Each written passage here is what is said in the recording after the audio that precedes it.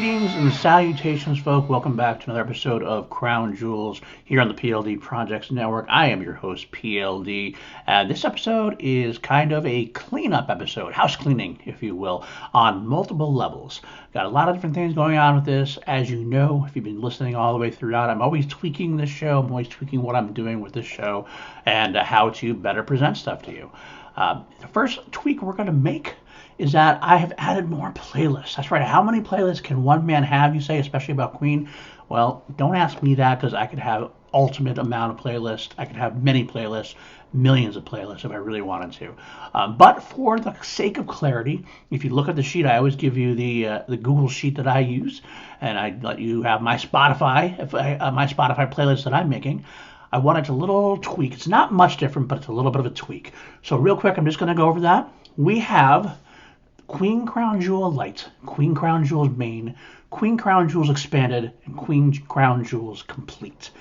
Now, before I get into what that means, we also have Brian May Light, Main, and Expanded, Freddie Mercury Light, Main, and Expanded, and Roger Taylor Light, Main, and Expanded. Basically, I'm going to tell you about the Queen versions, and then the Brian May, Freddie Mercury, Roger Taylor will all follow suit. Yes, I know, poor John doesn't have enough for his own playlist, but he will be on the Queen Crown Jewels Complete playlist.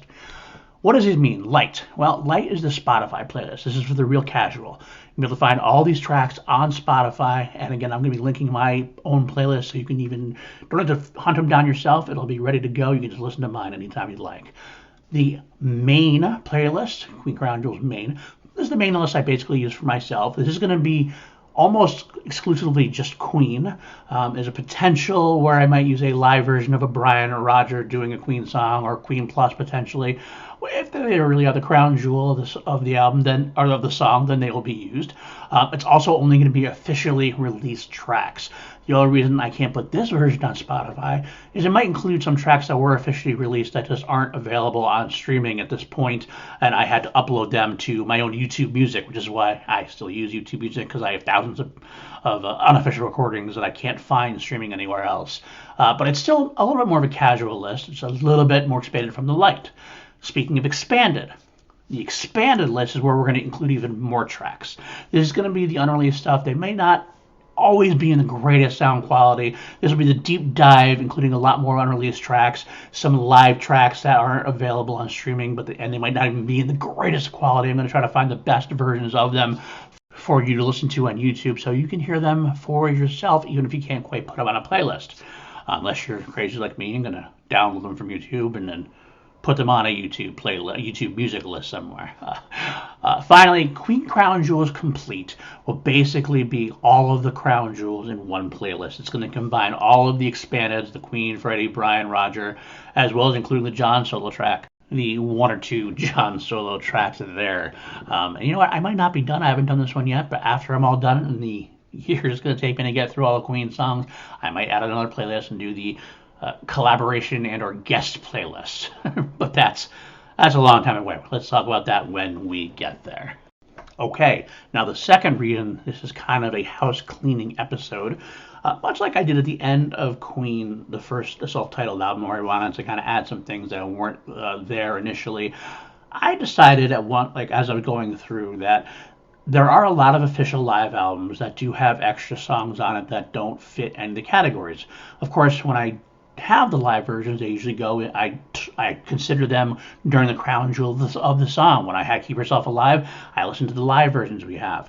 But since I am trying to collect as much of the crown jewels of officially released tracks as possible, you look at something like Golders Green, you look at something like The Rainbow, they have, like the title suggests, Jailhouse Rock. They do some covers. And if they're officially released tracks, they should be put on the albums, right? They should be put on the playlist, rather, right?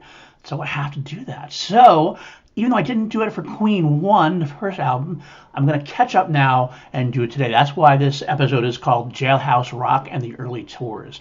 I'm going to do the different versions of Jailhouse Rock, because it's actually on a bunch of different albums. I'm also going to talk about the first two tours, the tour they did for Queen, the self-titled debut, and also the Queen 2 tour. I'll tell you what they basically played during the shows, the general track list, and I'll tell you some of the tracks they might have played scarcely. Now, as I always give you the links for all of these, I will give you the link for Jailhouse Rock. I'm going to pick the songs that are there in the scarcely played or whatever, and I'll try to give you YouTube links for those too, so you can kind of get the whole complete package. Now, of course, a lot of these are going to be more bootlegish quality, so they might not be spectacular, but I'm going to add the best ones that I have and add them to the playlist, at least the expanded playlist, as we were, if I don't throw it into the light or the main playlist. So without further ado, like I said, Jailhouse Rock was one of the first ones, as it was released on the on-air BBC album, which included 1973's Live at the Golders Green. So we will start with that, and we have different versions. Like I said, Golders Green. We have Rainbow March of 1974, Rainbow of November of 1974, Hammersmith of 1975, and then Rock Montreal of 1981. All those times the band has played Jailhouse Rock. So let's get into Jailhouse Rock, and we will go from there. Now, Jailhouse Rock was written by Jerry Lieber and Mike Stollert, of course, made famous by the King, going from the Queen to the King, Elvis Presley. And Queen played this quite often. I'm not going to lie. This is probably the biggest played cover. They did this throughout their career from 1970 to 1985. Didn't really play it on the 86 tour, but throughout they would always bring it back. They'd always throw it into an encore. Sometimes they would just play Jailhouse Rock. Sometimes they would add other rock and roll tracks from those days. Most notably, as you're going to hear from Rainbow March of 74 and Hammersmith in 1975, they would add in Stupid Cupid and Bebop So let's get right into the first version we have. It is from 1973, the Golders Green album. This is Jailhouse Rock.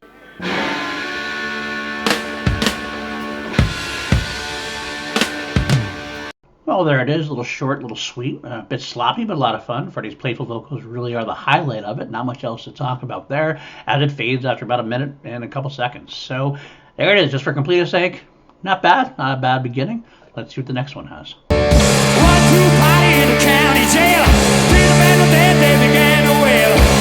Well, there you have it, from the Rainbow March of 1974. Obviously a much more complete version. This one actually does include Stupid Cupid and Bebop. Stupid Cupid, of course, was written by Howard Greenfield and Neil Sedaka and became a hit for Connie Francis back in the day. Also, Patsy Cline also did perform it a few times herself. Wanda Jackson did, and Mandy Moore did for the Princess Diaries soundtrack.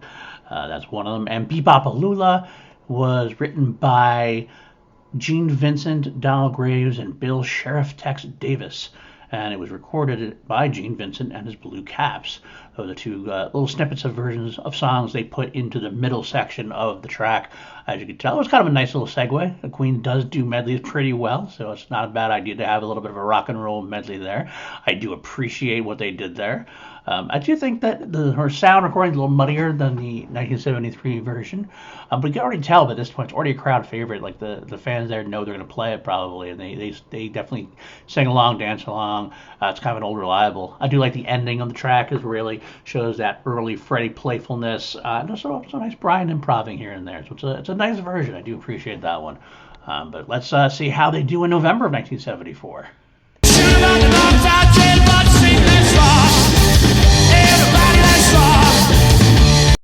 And there we have November of 1974, Brian's best version so far by sure. The guitar sounds really crunchy, really rocking. He has a lot of playfulness throughout the entire song, not just the solos and stuff, the solo is definitely the best version here because they don't go into Stupid Cupid or Bebop, so it gives Brian a little more place to shine. I also think Roger's playing is on fire. He's really beating the hell out of the drum on this one. Freddie is great, as always. He's got some great fun one. Not quite as fun, I don't think, as the March 1974 version, but still wonderful, fun track for the boys. So there we go there. Let's get into Hammersmith 1975, which once again includes Stupid Cupid and Bebop. You can fly. Ooh, it's a trying shell. Stupid Cupid, stop playing that game. Well, there you go with Hammersmith. Of course, it's set as 9 minutes. Unfortunately, as you could tell, it's about 6 minutes. And there's 3 minutes of crowd noise as they're getting ready for their encore. Unfortunately, that's the way live albums sometimes track. So you got to get through that. But what a version that one is, right? I mean, very solid. I didn't say anything when it stands out in the beginning. It kind of felt like a normal version. Brian got a few nice stabs between the verses there. But as it goes on, Brian's part gets a little more excitable. John's bass gets a lot more thunderous during Brian's solos. And then during Freddie's breakdown, Roger gets a little playful with his drumming, and Brian decides to follow suit. You can see it build toward this like energetic volcano. Much bigger jam session during this one. We do get like I said, into these two, Cupid and Bebop, but towards the end, all of a sudden, they get into this jam session where the tempo just keeps increasing. The band gets a bit chaotic, but in a good way. Roger keeps pushing them faster and faster, and John and Brian are keeping up. It's a great a sense of how the band is tight with each other. They're following each other very well, and Roger takes it upon himself to slow it down for the final verse. It's just a lot of fun. Like the only negative thing about it, like I said, is only the track, which is the tracking, not the actual song itself, version of itself. But we got one more to listen to. Then we got one more we're going to listen to, Rock Montreal from 1981, because they were still doing it even in 1981. Everybody in the house dance to Jailhouse. And there you have Montreal in 1981, closer to Golders Green than everything else, just more of a snippet of it. Actually, more of a shortened version. It's not really a snippet. They do go through the whole song just kind of quickly. We do get some of that jam session. We definitely get Freddie being playful, saying, "Move it, you fuckers." It's a lot of fun. But if I'm going to pick a crown jewel, I'm probably not going to go with this one, only because it is a little bit of a shorter version, not quite as big and bombastic and fun like the song can be. So there you have it, folks. Let's finish up part one before we get into the talk of the tours. I'm a little spoiler here, we're not going to go into the top 10 today because Jailhouse Rock will not make my top 10. It's hard to even rank this song as a cover version. I don't really want to rank the number-wise. So I won't be ranking it number-wise here. It's just a good, fun cover. What do we have, though, as far as ranking of the song itself, the best versions of this song? Well, it goes like this. The bottom place goes to Golders Green 1973. It's a minute-long snippet. Can't do much with it. From there, Montreal 1981. Great version, but again, a shortened version, so not quite as big and rocking as they can be. From there, Rainbow March 1974. Again, a little bit different. Not quite as great as some of the better ones, but definitely a fuller version of the song, so there's a lot of fun there. From there, so we have two left now. So which one is the crown jewel? Is it going to be Rainbow November 1974 or Hammersmith 1975? Well, I think if you can read me and you can see how I talk when I talk about these versions, I think you know. If you don't, well, here's a surprise. Hammersmith 1975 is my number one. Meaning Rainbow November 1974 is my number two. Both great versions, both a lot of fun. I like Hammersmith because he does have the extra songs in there. I like when they break into some different songs in a medley format. And the ending of this one is superb. I love the jam out at the end. The only negative thing, like I said, is the tracking issue. But, what are you going to do? So Jailhouse Rock from Hammersmith 1975, that will be the crown jewel. And just so you know, I'm going to be sliding this up into the playlist that already are existing. I'm going to be putting this right after all the tracks from Queen 1 before we get to Procession from Queen 2, because that's where it's going to make sense. Because some of the live versions we have later on will go on after the albums. So that's where we are for this. Let's move into part two of the show tonight. Part two, we're talking about those early tours. We have two of them. I want to thank ahead of time. There are two websites I do use, queenconcerts.com and also queenlive.ca. Those are my go-tos as far as the live versions of Queen. They talk about the tours or playlists, things like that nature. The Queen 1 tour, as we call it, the tour in support of the debut album, started in London in 1973, about September 13th, 1973. Went all the way through to early 1974. I'm not quite certain if it was January 25th, 26th, or 27th. But this was a festival gig they did in Australia. It was kind of a famous gig. They had some interesting moments as far as Australian local crew, local DJs. They had a lot of, not a fun time really. They really won the crowd over, although the crew and the DJs wouldn't let anything else happen. They got so mad that Freddie decided he wasn't going to come back until they were like one of the best bands in the world. And he did. They did go back eventually. They do love Australia now, but not for that first gig there in the Sudbury Festival. But let's talk about generally the tracks they played, the typical playlist they had during that tour. It was a shorter tour. They didn't have a lot of songs at this point.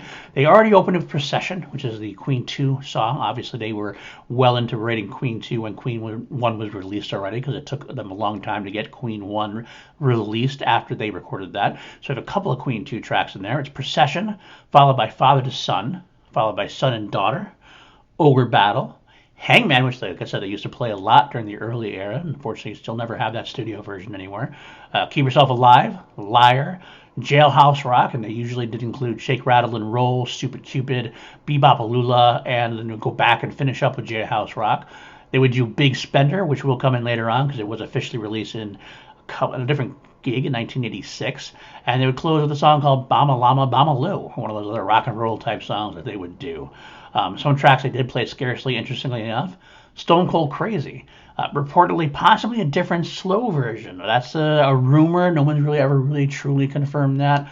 That might be a untrue statement. We're not sure how these stories start sometimes, but Stone Cold Crazy was definitely played at that early juncture. Basically, it was a song that was started by Freddie. They definitely rearranged it when they got to the actual album version, which we'll get to next album. They also did play Great King Rat occasionally. They would close with Modern Times Rock and Roll occasionally. They would throw See What a Fool I've Been in there occasionally. And they also did a song called I'm a Man. I do have a YouTube link for that one. Whether it's I'm a Man or Manish Boy is kind of a confusing thing. They're both Muddy Waters songs. They both are very similar. Maybe it's a combination of the two. And they kind of do this from this 1973 throughout like 1977, a few more, maybe 1978. They did a couple versions of this song. Sometimes it's labeled I'm a Man, sometimes it's labeled Manish Boy. The version I'm going to give you is from Glasgow of 1977. That was a very good version, I felt. As for Shake, Rattle, and Roll and Bama Lama Bama Lou, I will give you some links to those as well. Those are both actually from Golders Green 1973. They just weren't included in the official release that was on air. So that's the Queen 1 tour, as I call it. Let's get into the Queen 2 tour if we can.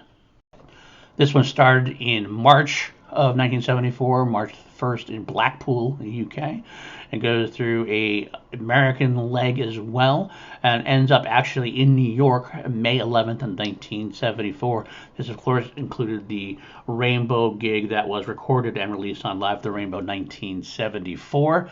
The typical set list for this one, again, Starlight Procession goes into Father to Son, Ogre Battle, White Queen, Doing All Right, Son and Daughter, Keep Yourself Alive, Liar. Then we do another Jailhouse Rock medley, Jailhouse Rock, Shake, Rattle, and Roll, Stupid Cupid, Bebop-A-Lula, and then back into Jailhouse Rock.